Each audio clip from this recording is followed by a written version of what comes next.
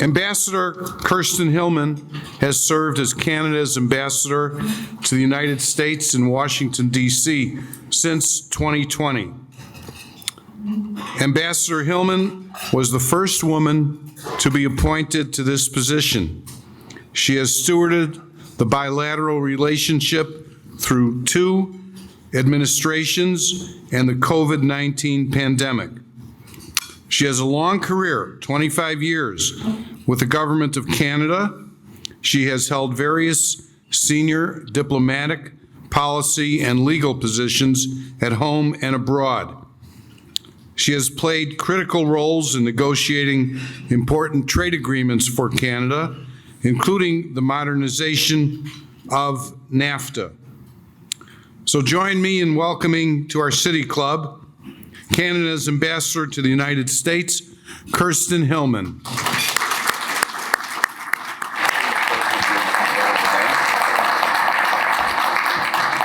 Thank you. Thank you, Ed.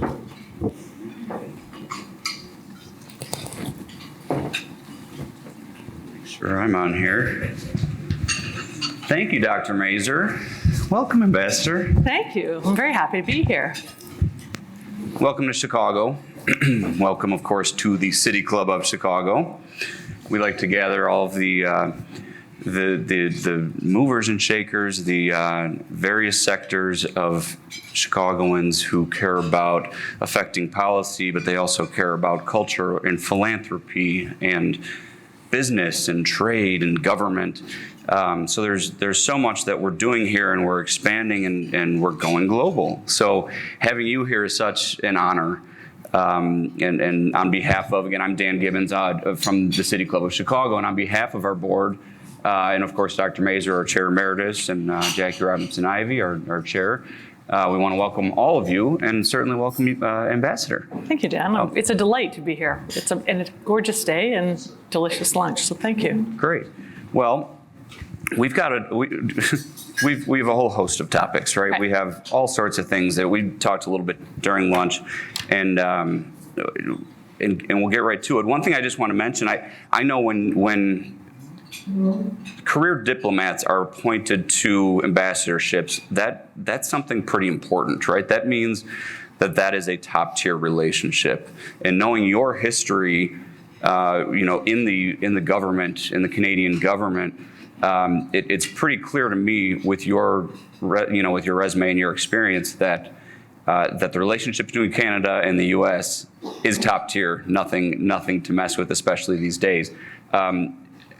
What have you seen on the state of that relationship in the last few years? You've been ambassador since 2020, right? Since 2020? Yes, and I was acting for about 9 months before that. So I was in the role in an acting capacity before that. So my official appointment started more or less, believe it or not, about 3 days after we had to put severe restrictions on the Canada-US border. But I had been managing that pandemic relationship since the outset, since the summer before the pandemic hit. I guess what I would say about the state of the relationship right now is, and this very complicated world in which we're living, that we seem to be facing crisis after challenge after crisis, whether it's a global pandemic, whether it's a war in Europe, whether now it's the challenges in the Middle East, but also our economic challenges in recovering from the pandemic, climate change. I mean, there's just so much happening that we were talking a little bit about this before we came up. My main area of focus when I leave Washington and come around the United States is to take a minute to talk to people across the country about the scope and breadth of our relationship. A $1 trillion trading relationship, right?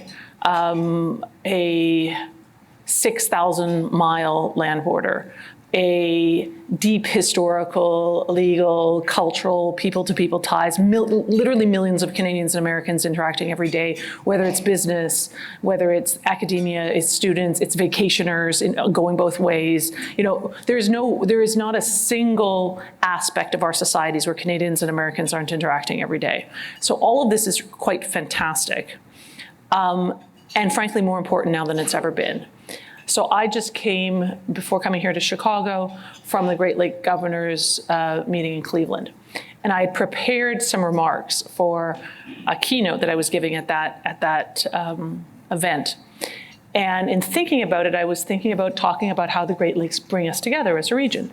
And it's true, right? There are regions of our two countries where north and south of the border, the states and the provinces have more in common with each other than they probably do with other parts of their own country. So I grew up out west, and somebody from Alberta or Manitoba, where I grew up, probably feels more affinity to North Dakota and Minnesota in many, many ways than they do to Nova Scotia or British Columbia. And it's true in the Great Lakes region too. So I was thinking about that. I wanted to talk about the economic engine. I want to talk about the value of the Great Lakes as the freshwater source of our continent, and how it brings that region together.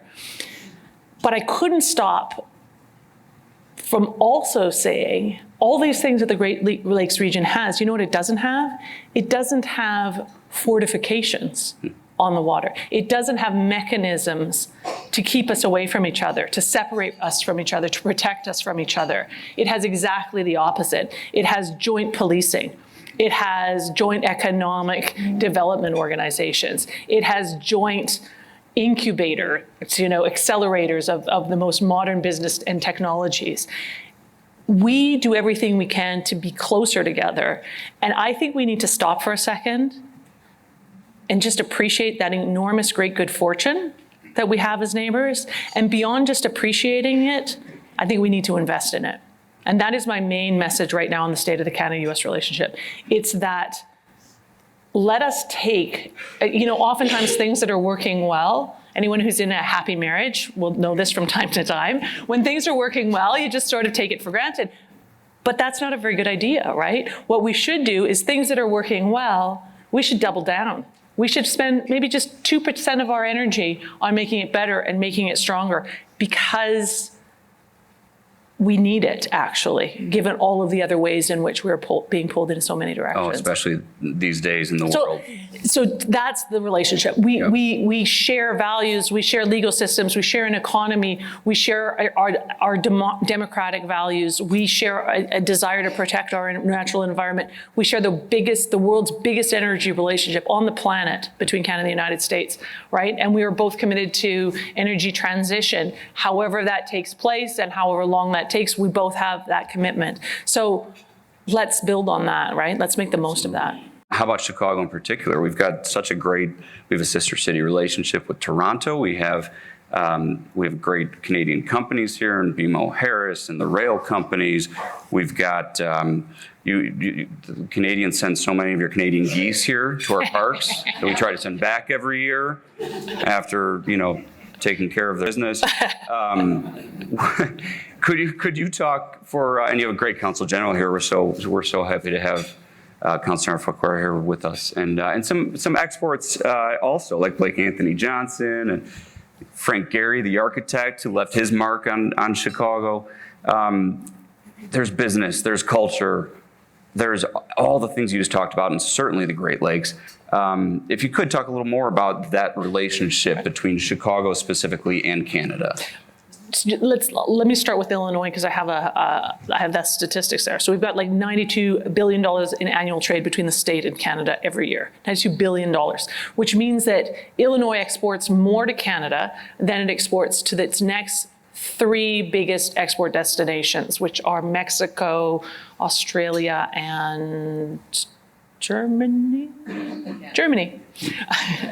So that's pretty incredible in and of itself, right? In and of itself, that is incredible. That is what exists today. As you mentioned, some of these great Canadian companies investing here, 45,000 jobs in the state are, and most of them, frankly, are in the city, are the result of Canadian investments. Really exciting new investments with Lion Electric, the first electric vehicle manufacturing in the state, and the first vehicle manufacturing start up in many, many years, over a generation, as I understand it. So incredible, right? That's the state of play today. But what I think behooves everybody, and folks in this room and my team here in Chicago, is, okay, that is amazing. what's the future? Where does this city want to be in 5 years? Where does this state want to be in 5 years? Where do they want to be in 10 years? And how does that match up with Canadian objectives? And where do we therefore want to prioritize our work together? And I met with the governor yesterday, and that was essentially the bulk of the conversation that we had. So as people know, deeply committed, he's deeply committed to making this city a tech hub, right? Well, we're very committed to we have a variety of hubs across Canada. And I think what we'd like to say is, please, Chicago, make sure you make as many connections with those hubs as you can. Make as many connections with our startups as you can. We have, after the United States, and we're only 40 million people, the most quantum startups in the world. And quantum, I know, is, again, a priority for the city. So make sure we're making the most of those connections and we're working together. Electrification of transportation, battery technology, Canada has, and I think I believe we're the only country on the planet that can go from extracting the minerals required for lithium-ion batteries to vehicles rolling off of the assembly line.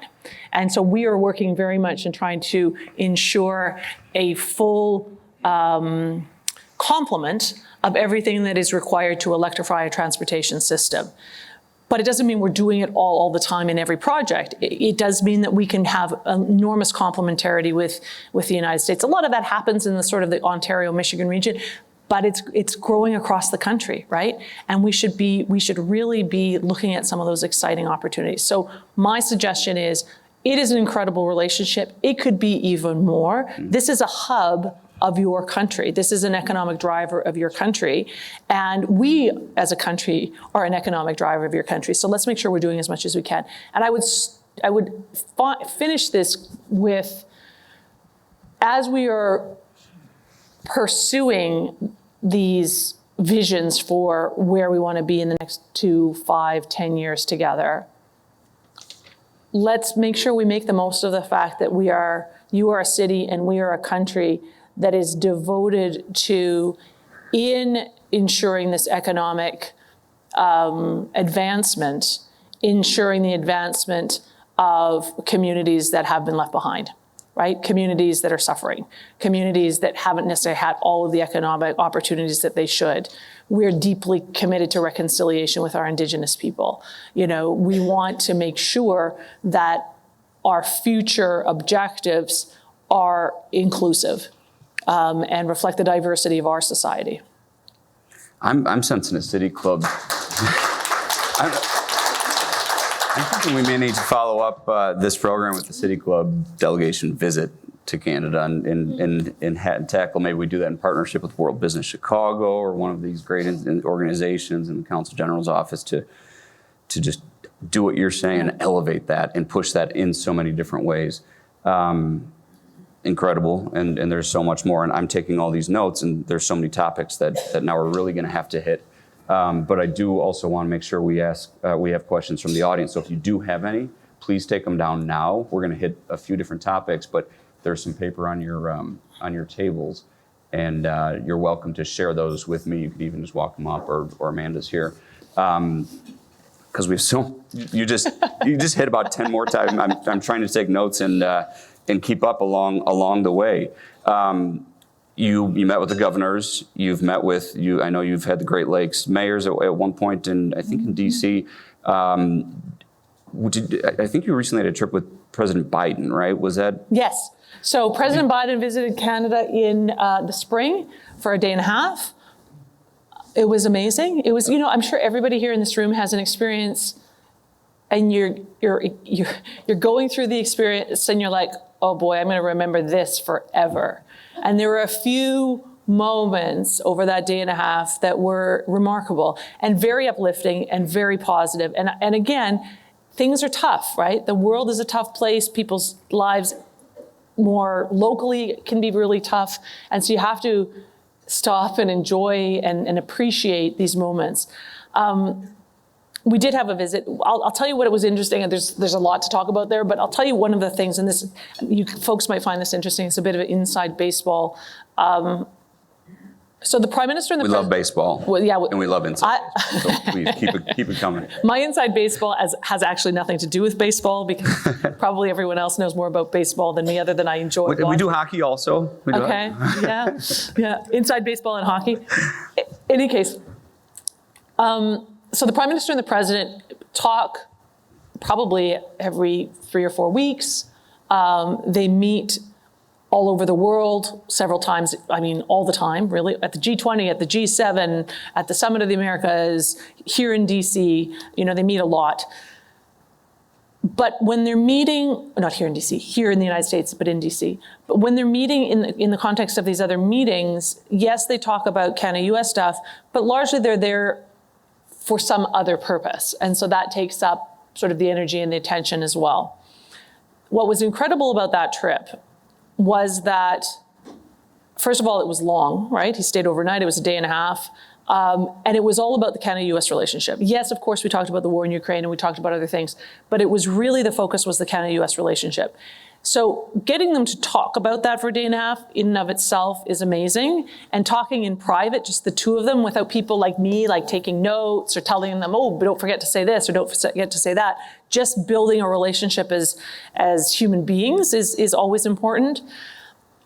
But even more important was the sort of 3 weeks leading up, or 4 weeks leading up to the visit, where, so we talked to the White House all the time. We talked to the Transportation Department, the Energy Department, the various cabinet secretaries that are important for key things in the Canada-US relationship, which is frankly most of them, and the White House.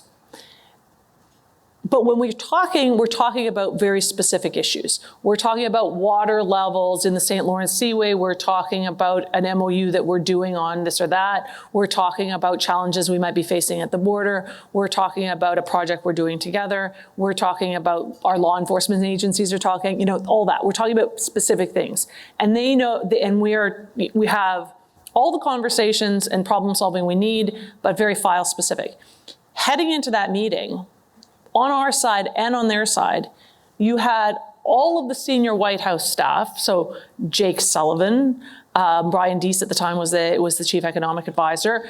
You had that entire cadre of senior advisors to the president, as well as a few key cabinet secretaries, talking to each other about us, talking to each other about what matters to them about this relationship. And the same thing happened on our side.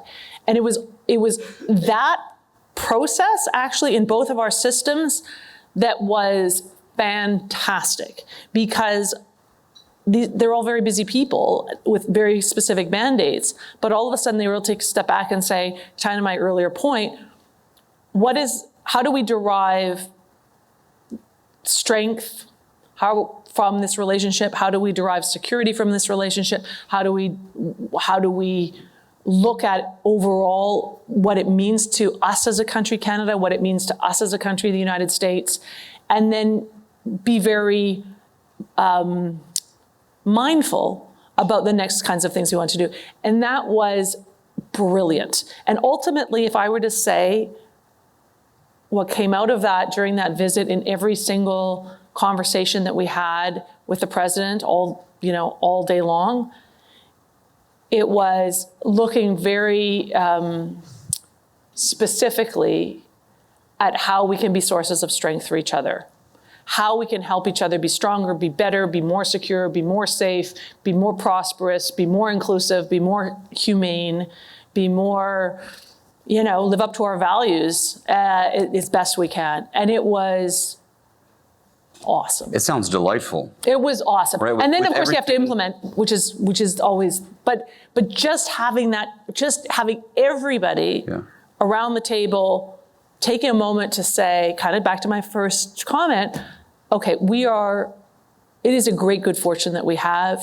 Let's make sure we don't get distracted by all the things that are difficult all the time, 100% of the time, but that we build on and amplify the things that are sources of strength for each other.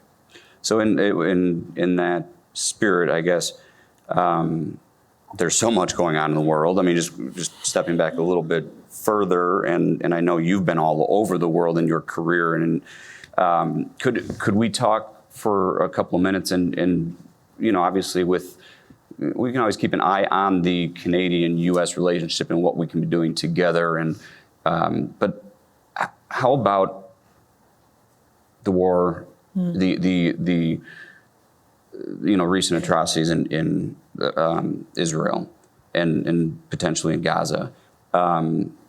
What are you hearing? I know you're right in the middle of D.C. most of the time when you're not traveling. What are you hearing? What can we do together as Canada and the U.S.? Yeah. And just any extra insight there, we'd appreciate hearing. Well, there are stages to these things. And unfortunately, I think we're in a stage that is crisis management right now, right? Crisis management and doing everything we can to avoid escalation and regionalization of a war. In terms of what Canada and U.S. are doing together, I've spent every single morning for the past 4 mornings working with my government out of Ottawa and coordinating with my contacts in Washington so that we can assist each other in evacuations from Israel. So Canada is sending sort of 2 charter planes in a day and still. And so we put as many Canadians on those planes as we can. And when there are empty seats, then we're like, okay, let's get some Americans in here. Let's get some of our other allies on these planes. So that is How many Canadians do you think are in Israel now? Is that a now I couldn't tell you how many are left because not everybody checks in with us, right? Sure. But it's been tens of thousands, right? So it's a question of whether they want to leave or whether they want to stay. But our government has decided to keep evacuating until there is sort of no more demand in that regard. But we are also evacuating friends. That's I think going fairly smoothly. But the more complicated challenge, of course, is Gaza. We have just under 200 Canadians in Gaza, and the U.S. has, I think, close to 500. We haven't been able to get them out. You haven't been able to get them out. And at the same time, we're trying to get food and humanitarian supplies in. So every day we're talking about, are we going to be able to find a route out? Do we have the equipment? Do we have the people? Are they there, the ones that we're trying to, right? Do we have them? Do we have transportation? And then how are we going to get that border open, and is it safe in both directions? And there have been a couple false starts. This is public. It's in the media, right? There have been times where we really thought there was going to be a convoy heading out, and then the fighting got worse, or there were other reasons why it wasn't possible. So we do that all the time with our American friends and other allies around the world. Obviously, we work very, very closely in Ukraine. Canada's put over $5 billion into fighting the war in Ukraine, in supporting Ukraine in that, including training tens of thousands of Ukrainian soldiers. We work in the Indo-Pacific. We're one of the only countries with the United States that actually takes our frigates through the South China Sea in order to continue to maintain our perspective of the international law of passage through the South China Sea. So we're working together as best we can all the time. And I didn't mention, but I should mention, a key priority for us binationally, Canada and the United States, is the modernization of the North American Air Defense, which is NORAD, which is this binational command, which anyone who followed the balloons, the Chinese balloons, and I don't mean to make light of the Chinese balloons, because it was actually the first time we had this North American air protection partnership actually operationalized, and it worked. I mean, it was good to see it work. For folks who don't know this is the only that I know of command in the world that is a joint command. So there's a U.S. commander and a Canadian commander. The Canadian commander, when they're in charge, command American airmen and soldiers, likewise for the Canadian.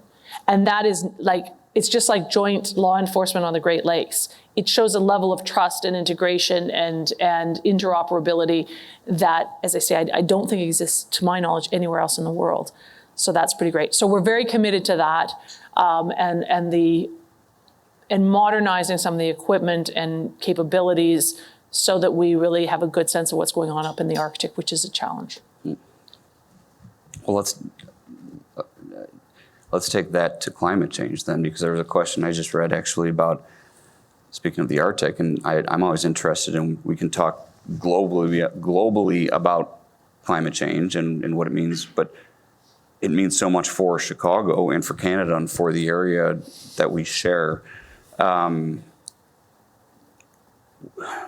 Do you see Canada as eventually benefiting from the climate change with regards to immigration? There's a question, and we're going to get into immigration, but climate change as the Canadian, the fresh water that we all sit on here in the Great Lakes, shared by U.S. and Canada, I think there are a few different ways that we can share that. And this question actually came from Jim from the Chicago Fire Department. Aldworth.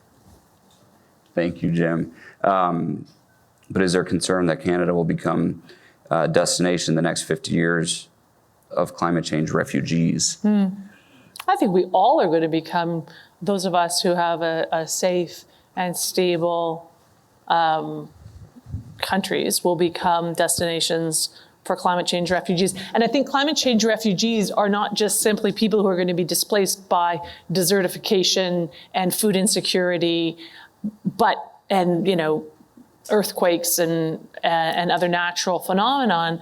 But I think that this climate volatility leads to social volatility, which leads to war, which leads to displaced civilians and displaced people.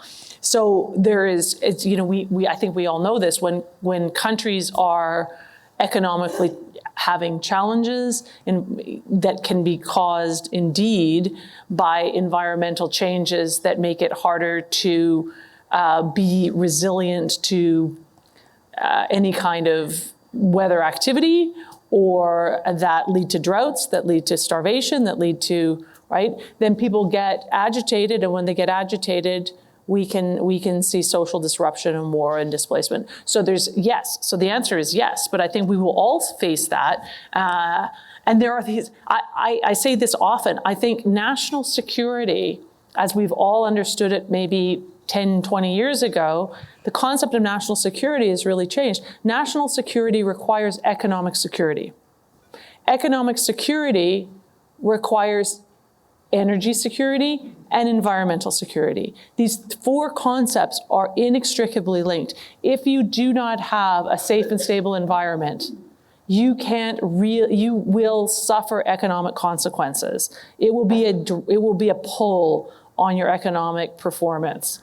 If you don't have energy security, as everybody knows, you also cannot perform economically and create the jobs that you need.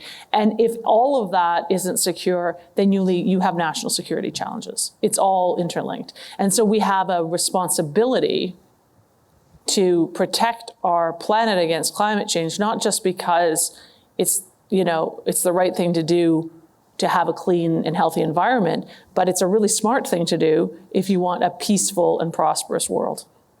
Was that discussed much you mentioned you're at the Great Lakes Governors Association. What were they really focused on? Yeah, it's interesting. There were a few thematics so I met all of the governors who were there, and there was a few thematics in every single meeting, which was energy transition, energy diversification, so resiliency through different forms of energy, wind, solar, nuclear, hydrogen, and then traditional fossils, recognizing that traditional fossils are probably, here with us for a while, but there is a real move towards having all of these other options as well.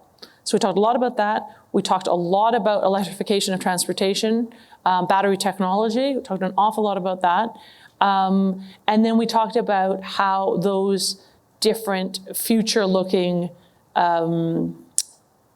goals in our societies, in our economies, can be drivers of good jobs, can be drivers of interesting educational opportunities, joint research, interesting promise for creating good paying jobs for our younger generation and attracting talent, right? And attracting people to our communities. Mm-hmm. Great. The battery technology, that's something also, especially Illinois, Chicago, but the state has really focused on all these other states, and they actually compete often for some of these companies that are growing and so quickly changing the face of energy via batteries. Is that something that Canada's focused on? Is it the electrification and? We are very much, and the competitive spirit, I think, exists everywhere. It exists between our provinces as well. I know it exists to a certain extent between our two countries, but it's great. You know why it's great? Because demand for this technology will outstrip supply for the next 20 years at least. So it's not an if you or us or one or the other. It's like, let's all go as much as possible, as fast as possible, with the best standards of, environmental stewardship and social governance that we can find. So from Canada, we were just chatting briefly before we came up here. Canada, I think, may be the only country in the world that can go from pulling all the minerals out of the ground that are required for lithium-ion batteries, processing them, manufacturing the batteries. We have two big battery manufacturing plants that are announced and sort of starting to get up and running in Canada. And then the technology around EVs and the manufacturing of them. So we can go from one end to the other of the supply chain, which I think is good for us. It creates a really interesting ecosystem of innovation. But we don't necessarily do all the things all the time. I mean, we want to do everything, but it also means that sometimes, this region is interested in and has this new Lion electric investment in EVs. Well, we can supply the minerals for those batteries, or we can supply the batteries, or we can supply some of the technology, or we can do partnerships. Mm-hmm. And the important thing is, and I will give a lot of credit to the Biden administration on this from our perspective, is that there are provisions in the Inflation Reduction Act which provide significant incentives for the electrification of the transportation sector and battery technology that count Canadian batteries and batteries made with Canadian critical minerals and inputs as eligible for the tax credits that are available at the federal level. And I think that's fantastic. One, because we have them. Frankly, you guys don't really have very much of them. You can count on the resources that we produce, extract and produce, as having been extracted and produced at the highest possible standards. And that is not true for the most part in the world. And so incentivizing that partnership and ecosystem, I think, is a very wise move. Is that, did you just define friendshoring? Is that close? Yeah. We were talking about friendshoring the other day, and there's obviously a reshoring of bringing, with the supply chain breakdown that we all saw in the pandemic and after, talked about reshoring and doing more factories and bringing more to Chicago, or I'm sorry, to the U.S., yeah, but to Chicago.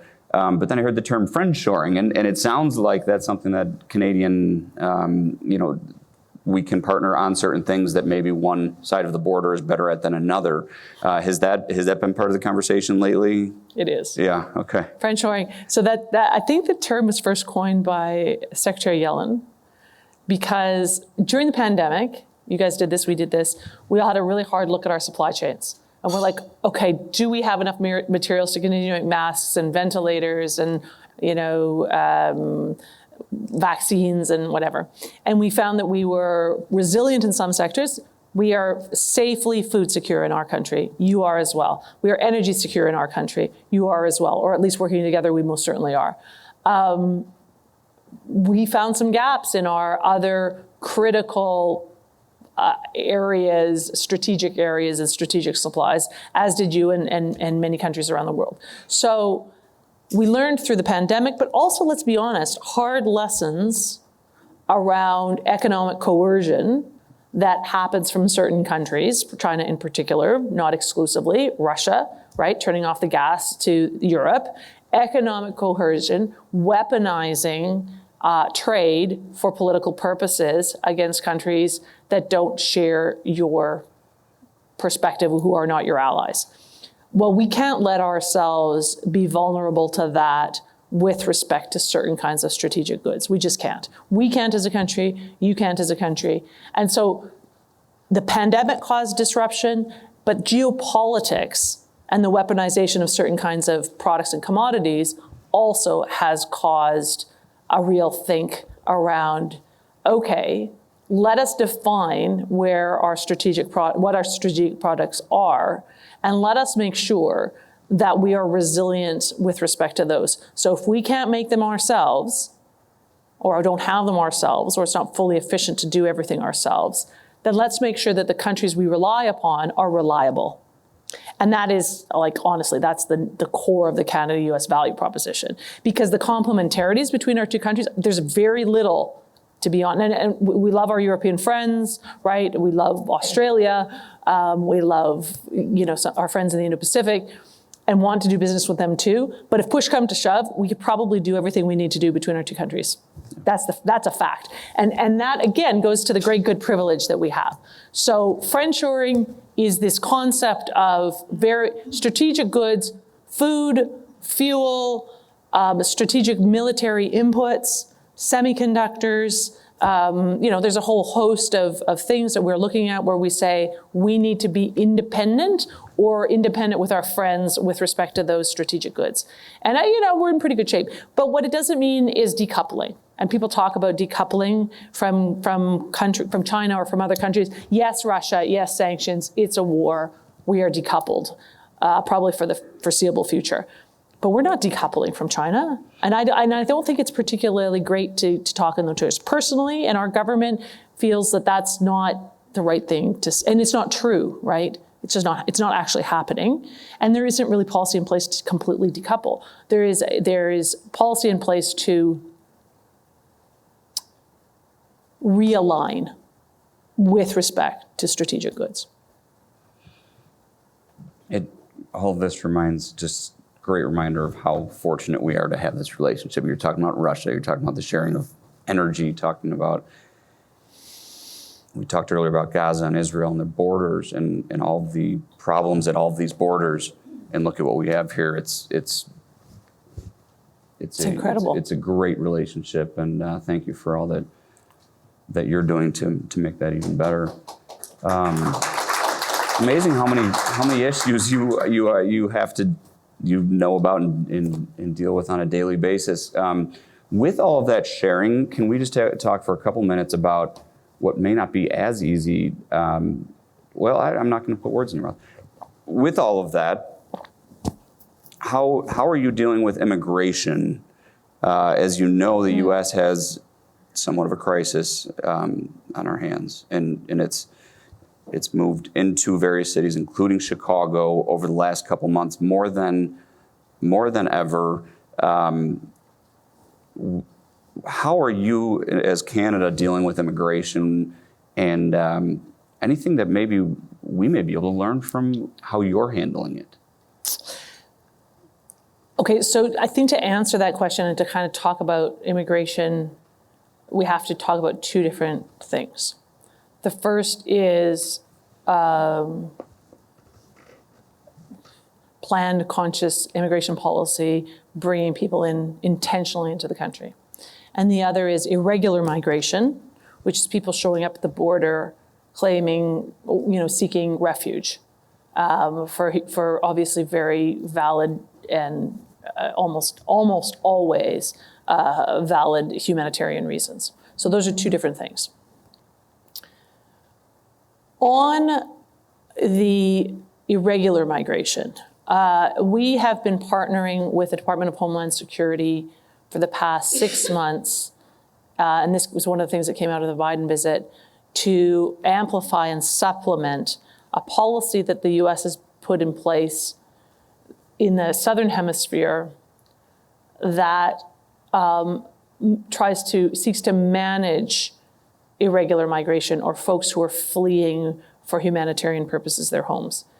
And what it does is it sets up these hubs in certain cities and requires individuals to come, make a claim, do their paperwork, and wait for their moment to present at the U.S. southern border.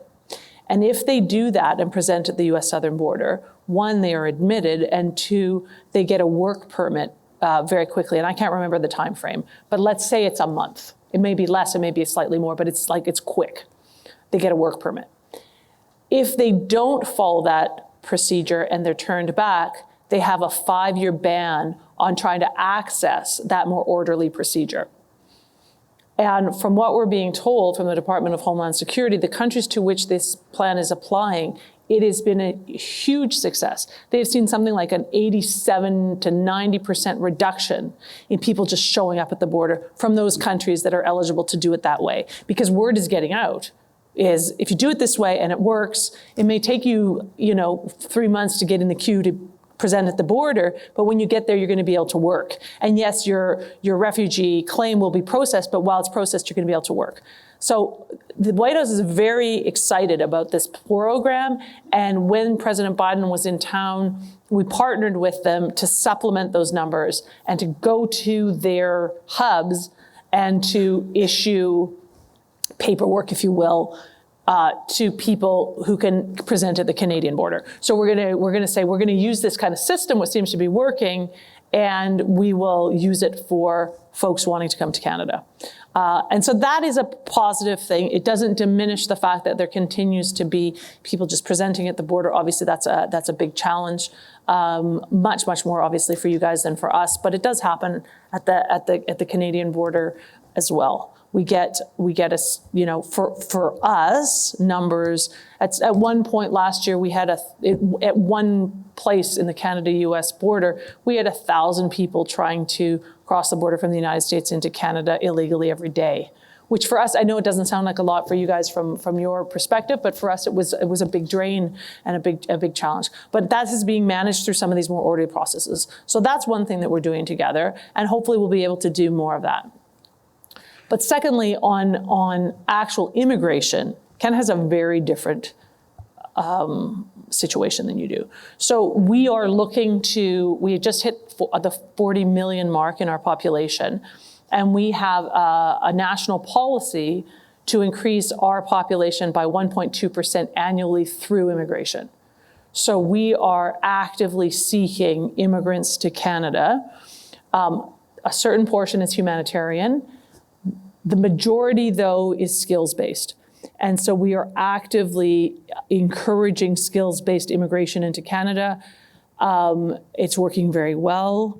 We set some criteria based on skill shortages that we understand to exist based on our own data.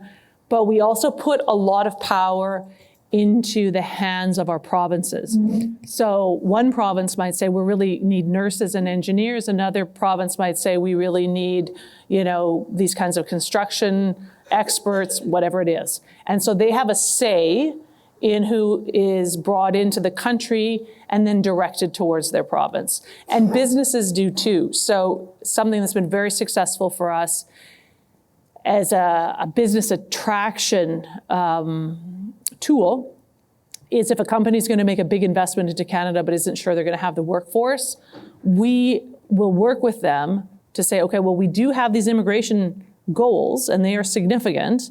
So what are you looking for? If you want to open this factory or this center, we did it with Boeing recently. They needed a bunch of engineers. And we said, okay, if you're going to make that investment, how many engineers do you need? And they get sort of a concierge service to help them bring those engineers in. So our immigration reality is I think, quite different. My understanding is, and this is something you guys, that is something that I guess, has to be dealt with in Washington. My understanding is that's not possible for the U.S. federal government without legislative change. But it works, so I would, I'm just telling you, for us, it's a very, very useful system. I'm taking some notes, not that anyone's going to listen, but maybe we'll share your video of this presentation more widely and hope that some lawmakers and others are listening. We always appreciate best practices and sharing them here at City Club. I have two notes. I have 3 questions, and one of the notes is reminding me that we have to wrap up. So. Okay. I'll try to answer quickly. I'm balancing a couple of things here. we do have Deirdre. Is Deirdre Egan? Oh, hi, right up here. Deirdre asked a question. She's from a Winnipeg Canadian who's been here in Chicago for 20 years. Another fine export of your great country. How should Canadian entrepreneurs in Chicago leverage your team or other resources to help create business connections for our startups? I love this. I'm already thinking you may be on our trip when we go to Canada as a delegation that I'm coming up with right now. So yeah, if you could talk about that, for example, she's part of a startup that looking for distribution globally and would love to target Canada. So I imagine there are resources out there. How can you help Deirdre? Okay, Deirdre, you need to talk to Madeleine, who is our consul general here in Chicago, who has a trade team, and it's a trade investment team, and the team is responsible for attracting Canadian inward investment into the region and promoting investment out of the region into Canada. So that's your gang. Madeleine's right there. I encourage you to exchange coordinates with her. Perfect. More to come is what I like to say. We're going to have more to come. And what happens out of City Club, we want to document that, make sure we share how great things can start from conversations like this. So thanks again for being here. This was very similar to that from Deirdre. Oh, no, that was Deirdre. Okay. You kind of hit on this. Will Canada, Salisa Gaston asked, will Canada become actively involved in the Mideast war between Israel and Gaza? You did talk about that there's some hostages still being held there. Do you imagine a situation where Canada may intervene further in that?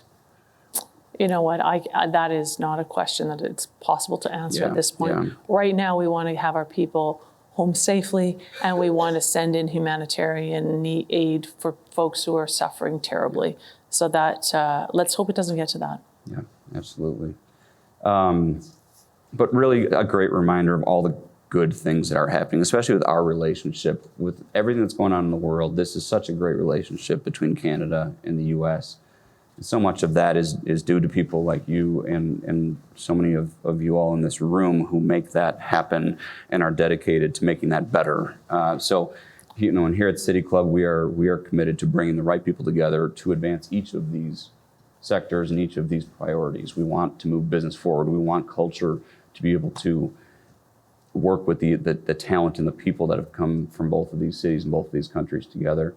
And we appreciate all of your efforts in that, and incredible to hear all of this firsthand from you in person here at the City Club of Chicago. Thank you so much, Ambassador.